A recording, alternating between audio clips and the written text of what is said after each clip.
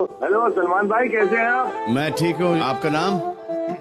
मैं बउआ सिंह, पहचान नहीं रहे आप? बउआ सिंह। कहाँ से बोल रहे हैं बाबा सिंह?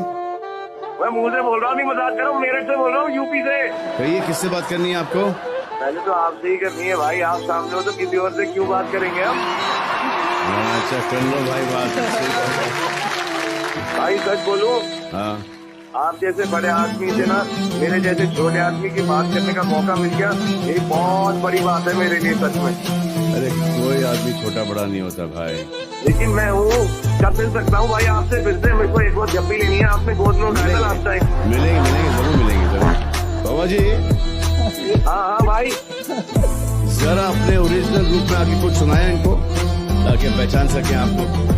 हेलो सलमान भाई, this is Shahrukh. Shahrukh, Again, Salman, for calling me Shahrukh, and loving me so much. कब आ रहे हो?